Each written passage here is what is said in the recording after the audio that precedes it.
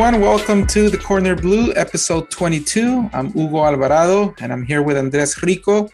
And in this episode, we're going to be talking about the bluest week that we've had in a very long time, with the Azulita under 23 competing to play the Olympic Games, and the senior squad beginning their path to the World Cup 2022.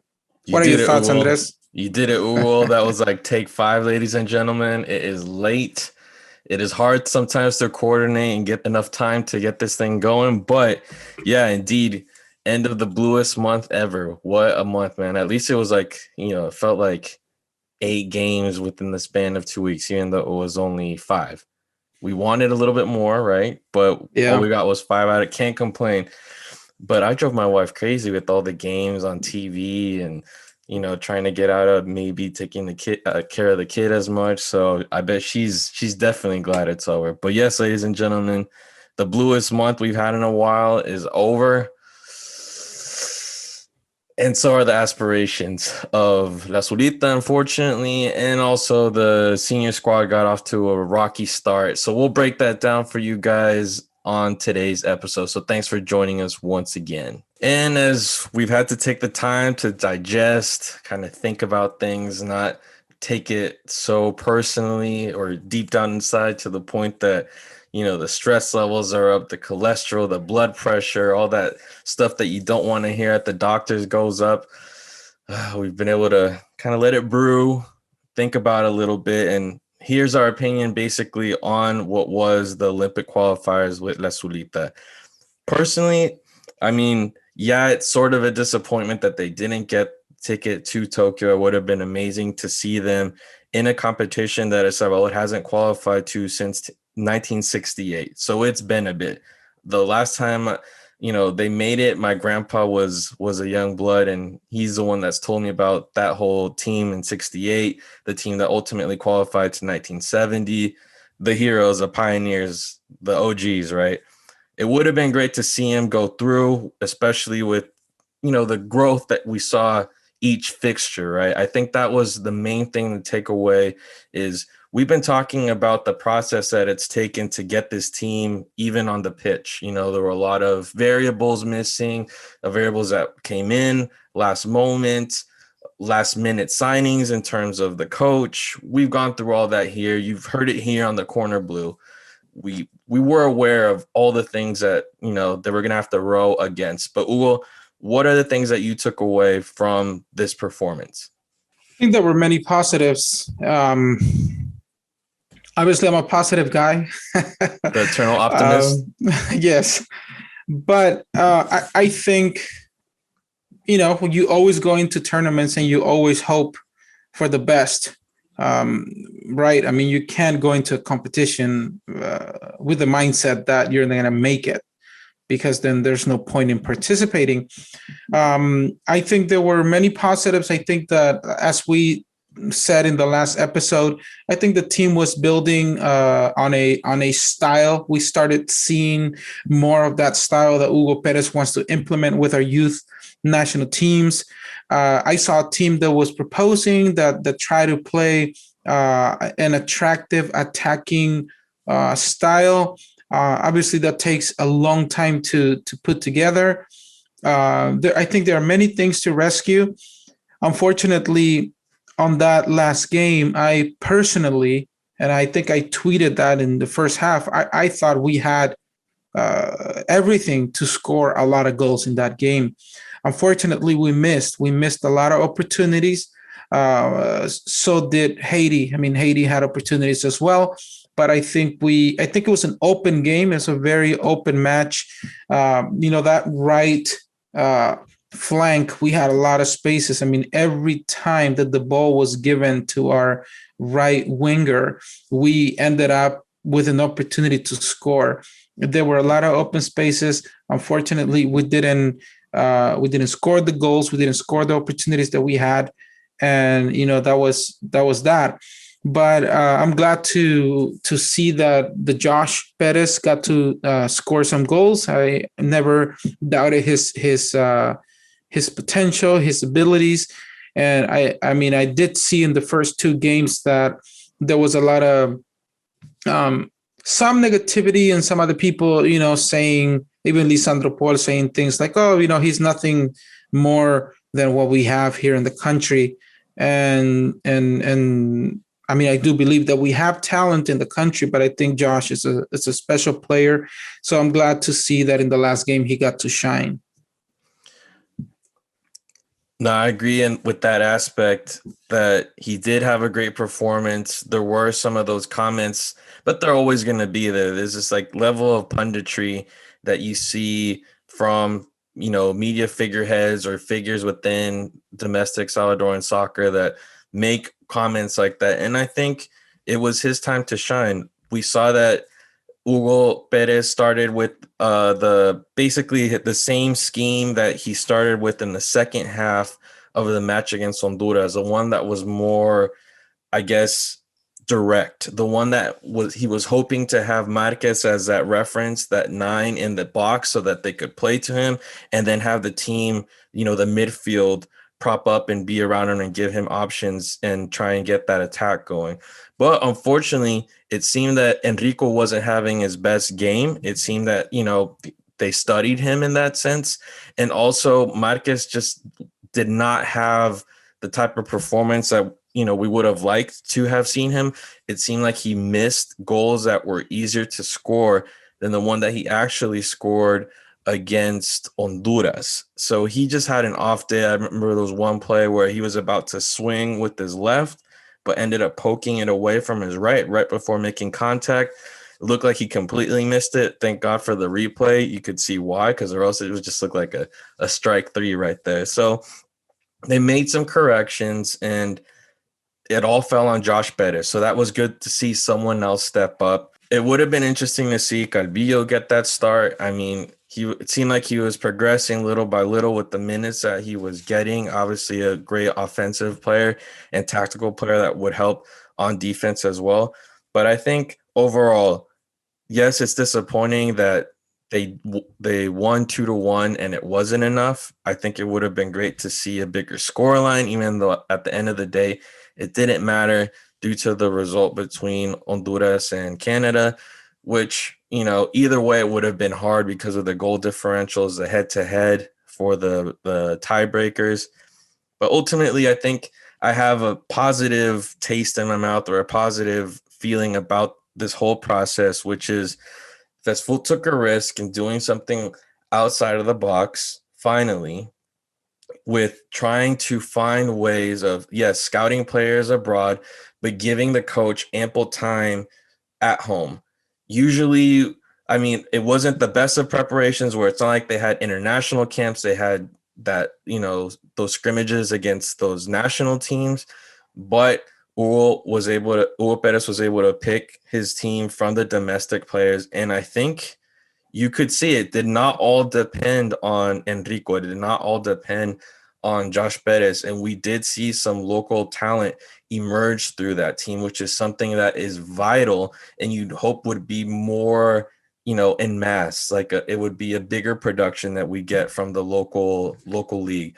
But I think players like Diaz that showed up, players like Lisandro Claros that showed up, it was pretty great to see, considering that I had rarely seen them play in the past. Yes, it was. I mean, again, it was good to see Josh, do his thing, score some goals. He was brought in to do that. As you mentioned, Enrico, it was not his day. He basically played his worst game in the whole tournament. And with that being said, there were many opportunities in which I felt like he was making the right moves. He was moving into the right spaces, but he was not getting the ball. And I think for a player like him, who comes from a school of play where he knows how to end the plays, he knows how to shoot with both legs. I would have liked to see him get the ball more closer to the box. Most of the time, yes, he lost a lot of balls. One of those was one of the goals that we got scored on. But I mean, obviously, he is a player that when he has the ball, when he has a good game, the team is going to have a good game. I mean, that was my observation. I kind of was, thinking back when Cheo was at his best back in the 2010 qualifiers. When Cheo was at his best, when the ball was passed to Cheo, we had really good games. And I kind of started seeing that with Enrico. Besides that, you kind of depend on the individual players doing their thing. I really love Diaz. Diaz, he was all over the place. And obviously there, you always need those players on the pitch that, they're just cover so many spaces. And Claros, I really like Lisandro Claros since he played the first game. I thought he was solid. I always find it interesting when I go to like Twitter and I start looking at people's comments and how everyone has, their different opinions. So, but personally, I really liked him. I thought he was solid in many aspects. I was not very happy with their center backs. I think they're big center backs, and that's great. But I think there was some lack of coordination. There were too many plays in which, that the center forward was alone in between the two center forwards. And that, I think, was one of the things that we need to improve on. And with time, with more competitive matches, you get to improve on that. And this team, I mean, no excuse. I think, like Hugo Perez said, they knew what they were what he was getting into. He knew that there was very little probabilities of finding competitive matches due to COVID, due to the timing.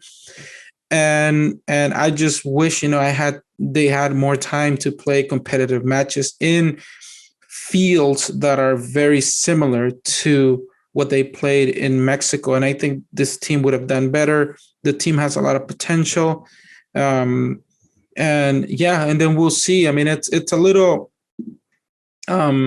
tricky to think, because a lot of us obviously want Perez to continue and with his project. And obviously that project will probably have to be with the U17s and the U20s, because with the U23s, that's it. Your next step is the senior team.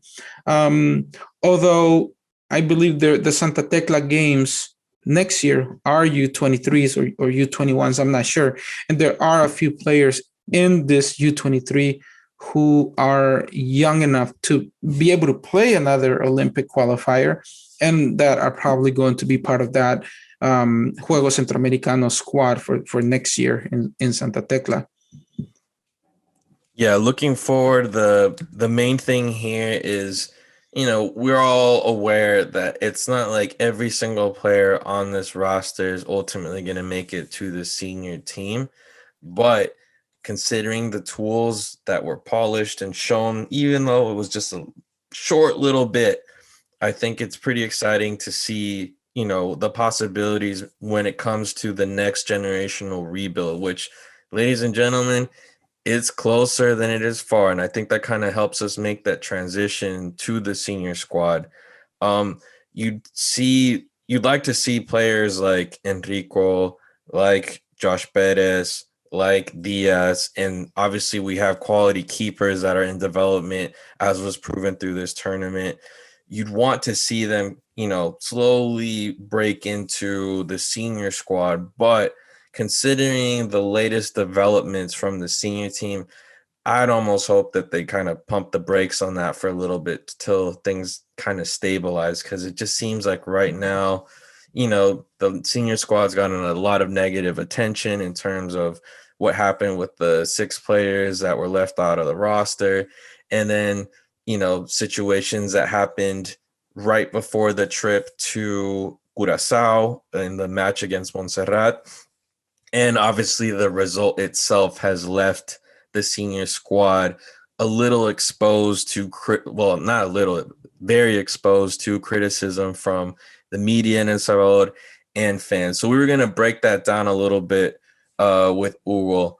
But again, it was interesting having that contrast of La Sulita and being very optimistic, seeing a style of play that was very entertaining, exciting to see. And then you switch the channel over to the senior squad, and things just did not, obviously it's a whole different team, whole different competition, but things just looked very different. I don't know if you have an opinion on that, Hugo. I do, and I don't even know how to put it into words.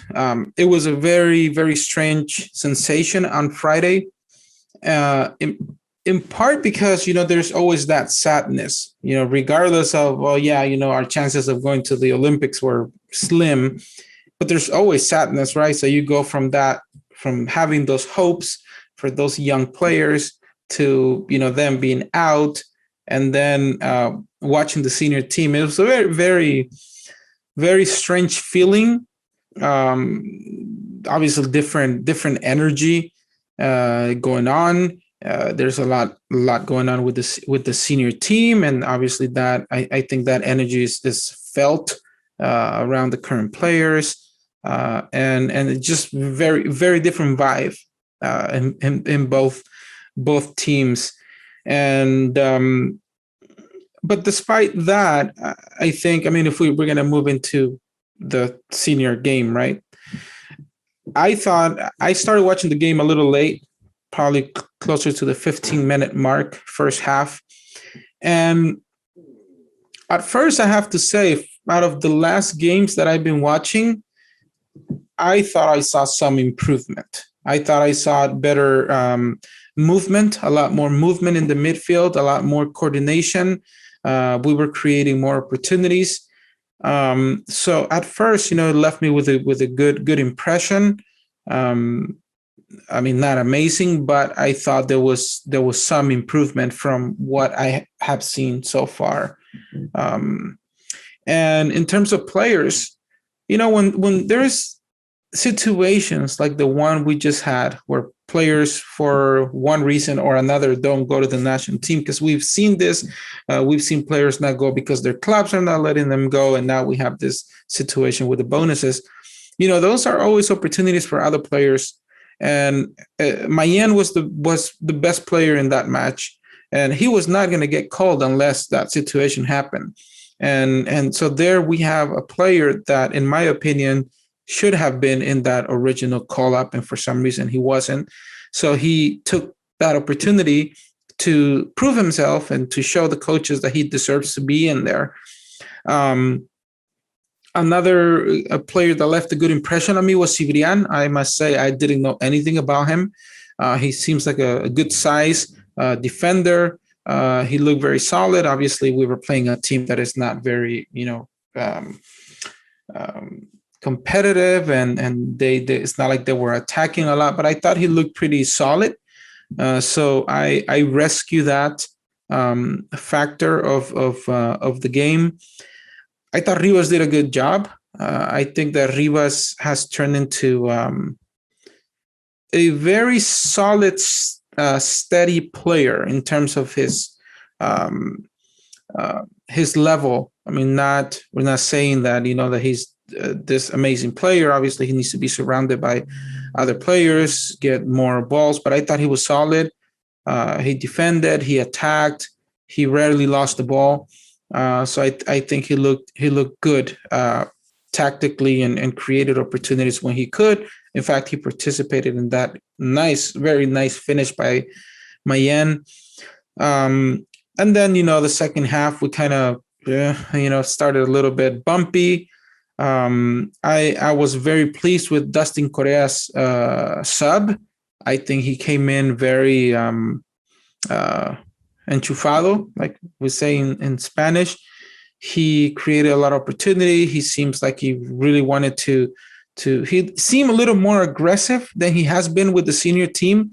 And that's always something that I like to see from him, because he has the ability to take on players, to shoot. And for some reason, when he joined the senior team, I'm going back to when he played for the U20 and the U23s, it almost seemed like with the senior team, kind of like he was playing a little bit more of a conservative game, and I like to see him be more aggressive. And I thought we saw more of that in that first game. Yeah, I liked him being able to start his runs from the middle. He had a couple of good runs where he was able to take on multiple defenders, get a shot off one. He could have had a better shot, and he ended up slipping. So it's just bad luck for him there. But yeah, to back up what you said, he definitely came off the bench with the different energy, different speed that we've seen him. And I think his role was more fitting to him, just having space to roam rather than just playing on a wing and then trying to get involved late, close to the 18. I really liked how we saw Coca come in, get some minutes. I liked seeing Heido come back. I don't think I had seen him play for the senior team. Was that his debut or had it been years? Because I don't recall. It's been a while. But it was good to see him involved. Unfortunately, the goals didn't fall. He was very active. But yeah, he just needed to some of those goals, he just needed to get them behind the net. And I think that would have helped appease some of the fans, at least in the first game, because the fans, of course, are always going to want these really huge score lines, especially when it comes to these types of rivals. And that just didn't happen in the first match. Granted, it was at home. The fans at home wanted a show put on. I bet they were hoping for another 12-0 like we got against Anguilla back in the day.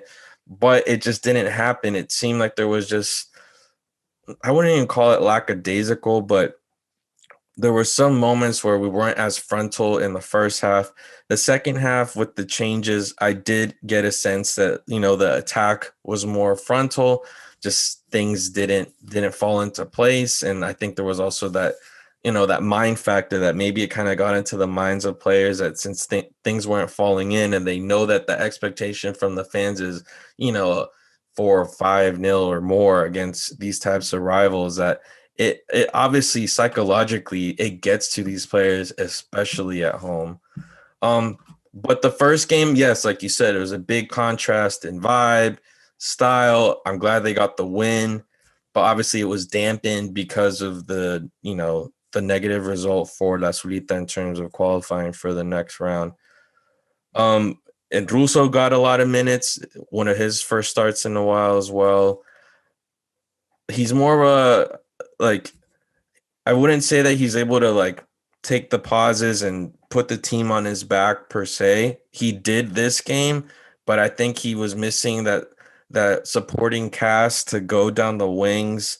But he and Mayen, I feel, did a pretty good job considering all that in the first half.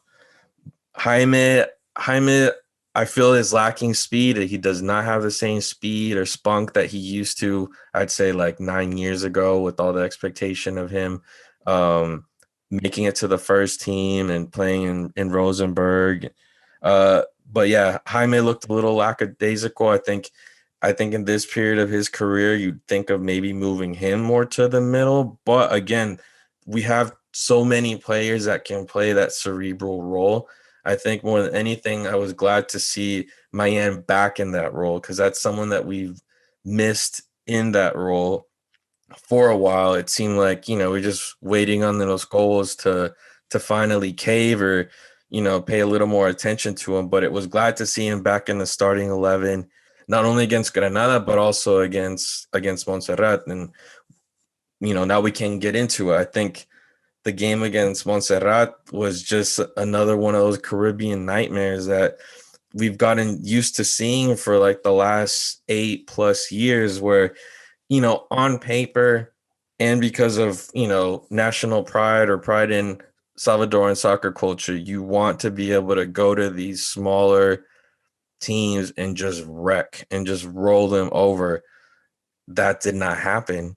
And I know that it's frustrating for a lot of fans, and definitely it leaves room for blaming or scapegoating, a lot of negative energy. But at the end of the day, I mean, I just look at the factors. Number one, De Los Cobos, he was brought in under less than ideal situation that we all know of, and that I think kind of has set the precedent or the tone for this whole process, this whole qualifying adventure for Qatar. The Junta Directiva had its issues, or the questions around its legality in terms of its elections. So that has also been like murky water for the national team. The style of play has been very questioned. You have all these weird format changes by CONCACAF. So you had the League of Nations, which was like a horrible experience watching, where you had games that you didn't know whether they counted or not. And then Israel somehow was able to pull off some results in the last minutes thanks to some late minute heroics. We also had that one bad result against Bermuda, which kind of was like the, what people thought was the tanking point, the lowest of the low. And then it seemed like things were starting to build up. Some confidence was getting built right before the Gold Cup. The Gold Cup, we just got destroyed by Honduras again. Things went down. A lot of negative attention on the team, and then basically COVID hit. And I think this team is definitely trying to find its identity because with all the reports that are coming out, there's a lot of issues going on. Especially to me, the thing that bothered me the most was hearing the news with Eric Rivera and how he's been in mini camps for about a month and a half, 2 months. I guess he decided to stay in El Salvador rather than to be with his team. I'm not sure about that. That's just how it was reported out of El Salvador. And to not get any minutes, especially when El Salvador needed goals, the most, especially at home too. Like, give this guy his debut at home. It was really interesting to see that development with Eric Rivera. I don't know if you have anything on that, Hugo. I don't know what happened there. I honestly don't know why he didn't travel. I don't know if they had a limited amount of players that they could take. Usually there's more players that you can have at home games and then less that travel for visiting games. Other than Rugamas, what other forward did we have? It could be that DLC already had his mindset in terms of how he was going to play, and he thought, I don't need another forward. If something happens to Rugamas, I can put Dustin in there, and we're fine. Well, he had Jairo as well to play a more offensive role. Yeah, so I really don't know. I mean, like a lot of fans, yes, I like to see Eric Rivera. I hope he gets his chance. It's a very I'm not surprised in many ways because with the style that De Los Cobos has been playing for a while, he tends to go for those forwards that are a little bit more technical, forwards that can hold the ball, forwards that can resolve things for you, such as Fito Zelaya. And we haven't found Fito Zelaya in a very long time. Outside of Fito Zelaya. So we still rely on Fito Zelaya to play the Fito Zelaya position that De Los Cobos is used to having from back in the days. So, we've seen El Puma Peña getting some call-ups to camps and not making it to the final roster or being on the bench and not playing any games. And we're talking about players that I thought were the future number 9 of our national team. So we've seen time and again that those type of players are not really what De Los Cobos is looking for to play up front. So I guess he thought, I'm not going to use him, so why am I going to take him? And probably the same with the goalkeeper. But yeah, I don't know. I can't say much about that situation. Coaches make their decisions. They have the players they think will help them in their style. I'm not the one who's going to say he's taking his friends, like some people are saying. I don't think it's about that. I think coaches can make mistakes. Hugo Perez, said it himself. These are the players that I'm taking are the players that I think will help me and fit my style. I'm not saying that the other players are bad players. It's just that this is what I think, and I may make mistakes, but that's my decision. And I think coaches do that over and over. They make their decisions, and I'm in no way defending De Los Cobos. I've said it many times. I have not been pleased with the style that we've seen since he came on board, and yet the numbers back him up, and that takes me to my next opinion, which is in a normal scenario. Forget about the rivals, right?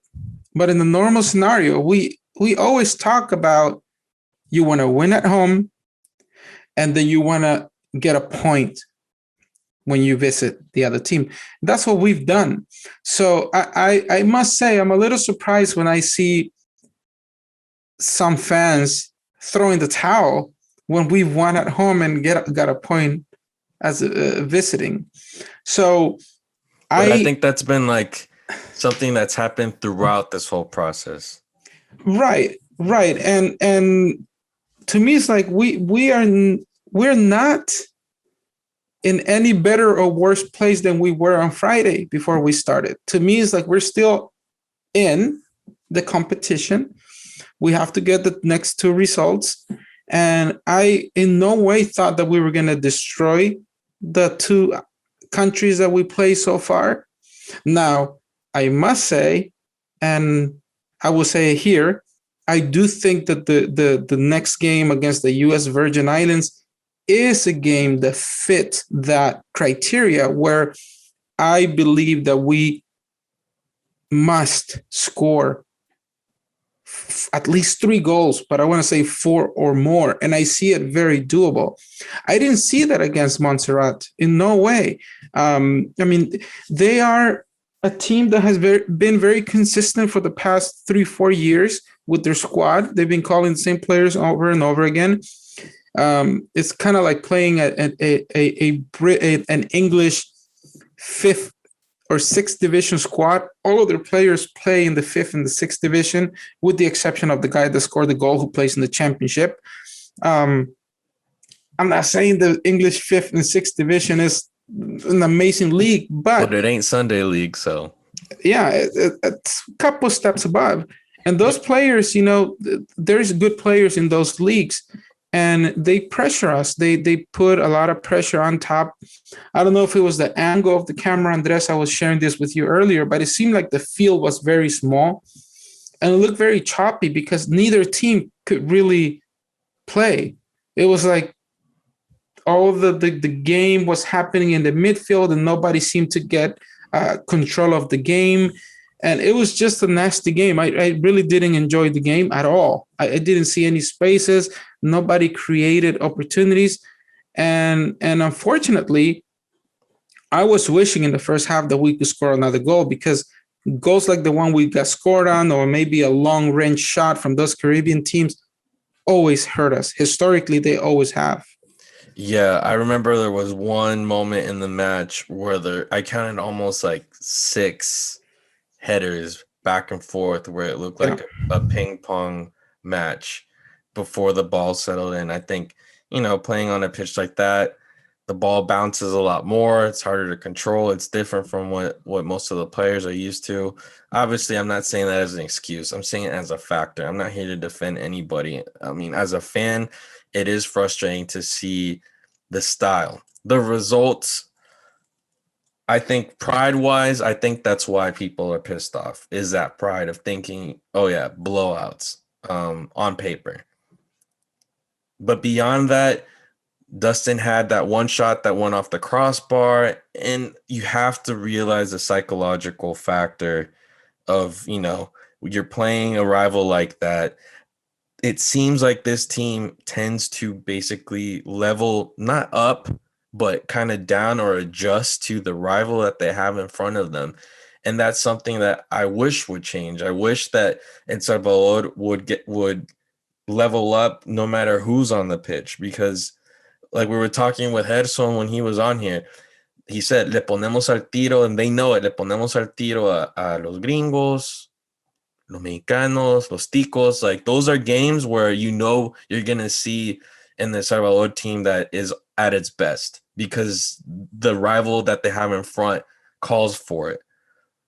But for some reason, when they play, the weaker rivals, the teams that you would think would be accessible, the level drops, the intensity drops. I don't know what it is per se, but we've seen that especially with the second stint of the Los Cobos. And I think that's what people, lash out about or get frustrated, where it's like, what's up with the tactics? What's up with, the psychological aspect for the team, that all of a sudden it feels like we're watching like a high school team, or as my friend Jordi said, un partido en la chapupo. Like, come on now. Like, you're expecting at least, okay, we have a certain identity or style or level of soccer, and we're going to take it wherever we need to. Islas, the boonies, wherever we need to, and we're gonna, play our style, and that just isn't happening. I think what we need, well, there are many things we need, right? And I'm not going to go into those details. Yes, yeah. I'm not in a position to speak to that, and of course here I'm speaking as a fan. As a fan, it has never been my style of asking for a coach to get fired. I don't think that is Primi was a completely different story. That was probably the worst team we ever had under him. That's the big exception right there. Yeah. And Juan de Dios, que en paz descanse, are the two that I'm like, these guys have to go. As much as I'm an optimist, I support my national team always. With those two guys, we were just like, we went many steps back. But in this case, I agree with you. And I think a lot of teams suffer from that, whatever it is psychologically. I mean, we look at Panama, who just went to a World Cup recently. And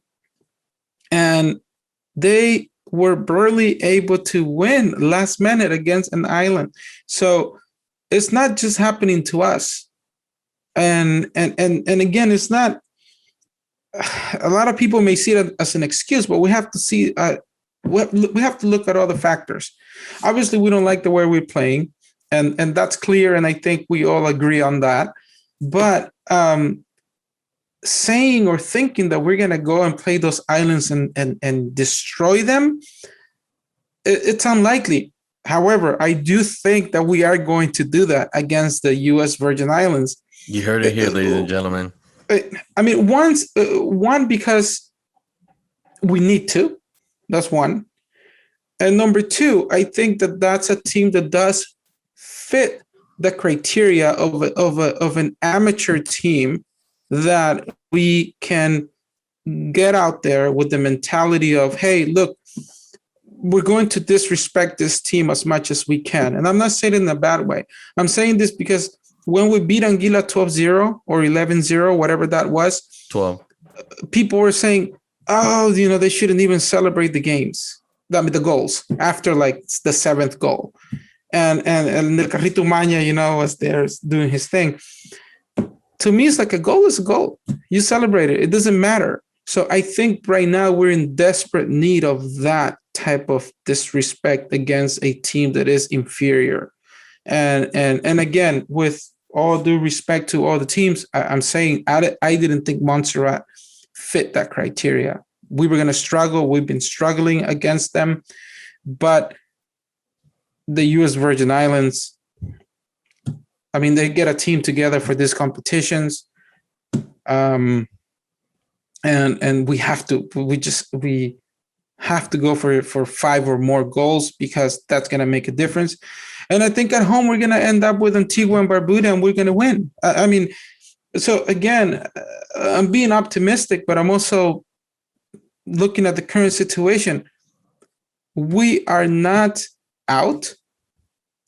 We are basically in the same way that we were on Friday, and the qualification's still up to us.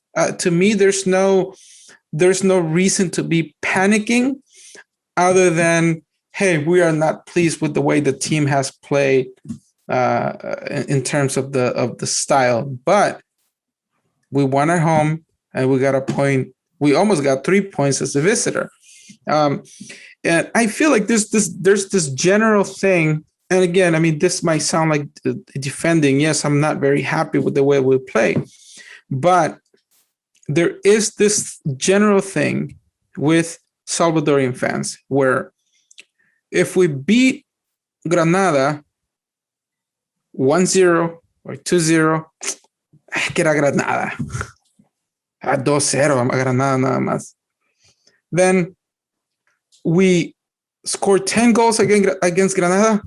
No, pues que Granada, equipito, sí, equipito de bomberos.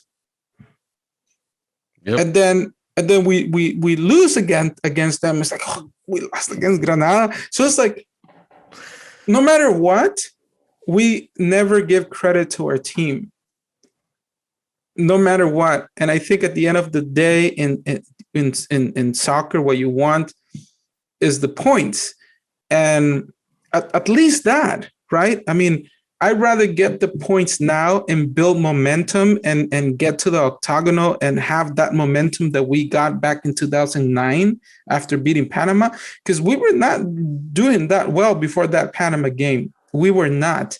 That game made something shifted in the Salvadorian mentality when we beat Panama.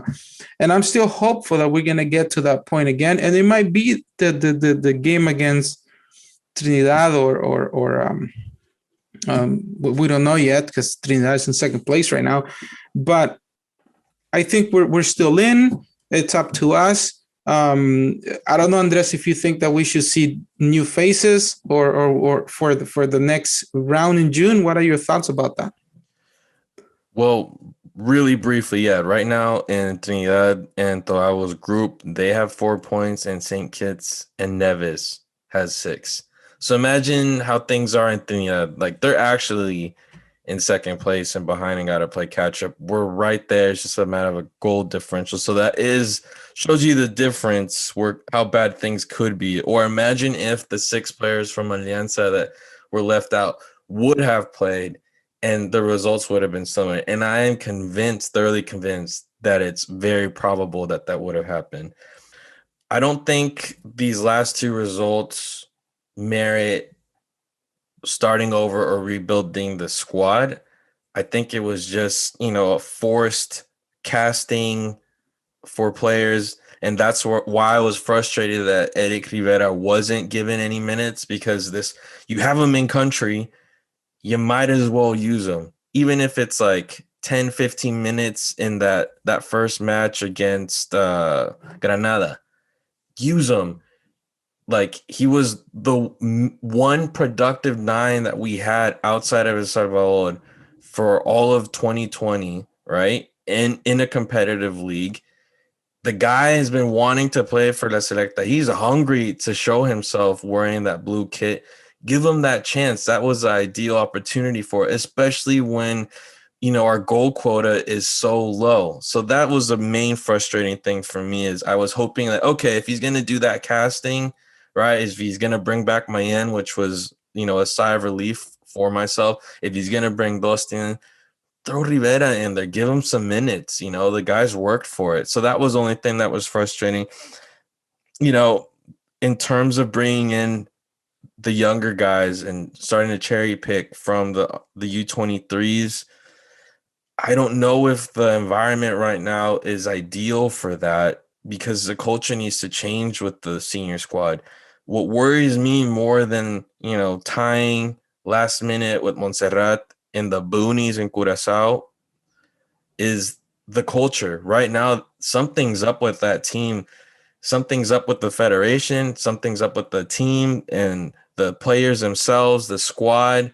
Something is up there. And I think that needs to be resolved if they will have any aspirations to making it through the different stages of qualifying.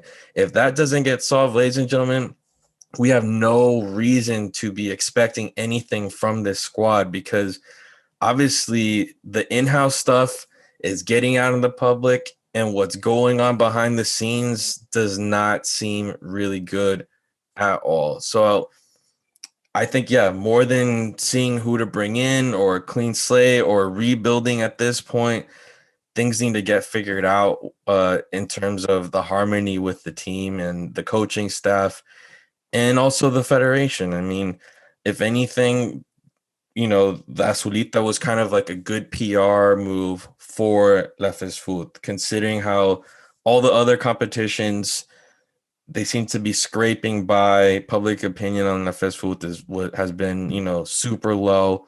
But within a couple months, certain moves were made for the culture of the youth national teams. Now we'll see if it's long term. But yeah, something's got to give in terms of the behind the scenes so that we don't hear any more of this issues with money, teams or the players going behind each other's backs or disagreeing, not liking each other, not getting along. And then also these last minute roster moves where if it is like it's been reported, just seem very questionable ethically. So I don't know. I'd like to focus more on the match and not all the drama because there's just been way too much drama.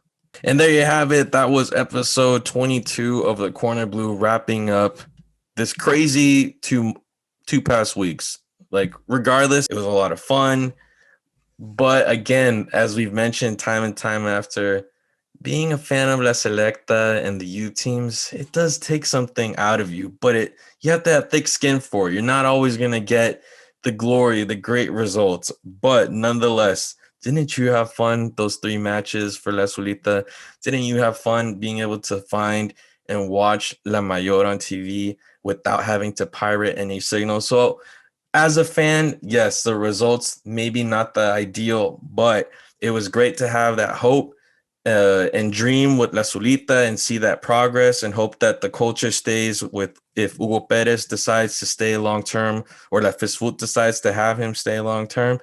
That was great to see. It was great to see players that this guy over here, along with the staff at La FESFUT, have been working to try and get onto that squad. And so that we're not left wondering, oh, what would have happened? No, we got to see Enrico in the blue. We got to see Josh Perez wearing the blue kit. So that was great to see and see manifest itself. And props to you and everyone else who made this happen, because you gave us something to talk about with these guys. It wasn't just all this hype leading up to it. No, these guys performed.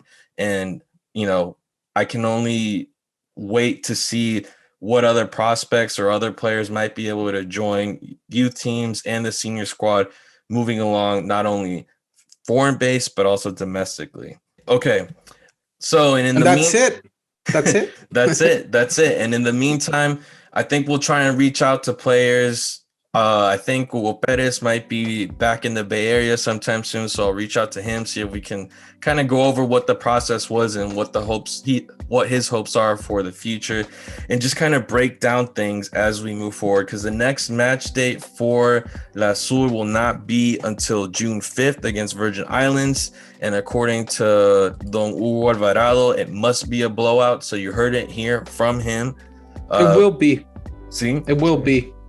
The eternal optimist. Then we have the next match will be June 8th against Antigua and Barbuda, who surprisingly is in the number 1 spot in the group with 4 points, but they are ahead of us due to a goal differential. So it's not all doom and gloom, ladies and gentlemen, with the qualifying, but things need to get fine-tuned. Things need to get settled. The drama needs to go out the window. We don't have time for that shit. I am going to use a bad word, potty mouth. But we got these 2 matches in June. We got the Gold Cup. Things need to get fine-tuned because the serious stuff, the real stuff, starts soon. So stay tuned. And thanks for joining us. Once again, you can catch us on Spotify, Apple Podcasts, YouTube, Facebook. We upload the videos up there as well. And you can always hit us up on Twitter and Instagram. MySpace. No, not MySpace. Oh, no. That dated you and myself. So, MySpace. Shout out to Tom, by the way. Anyway, ladies and gentlemen, follow us, like, subscribe, comment. We love interacting with you guys. We even talked with some people that seem very pissed off and did not like the fact that De Los Cobos had his job even after the second result. And I respect that opinion. So you do you, keep commenting, keep interacting. And we'll see you guys next time. So have a good one. Peace.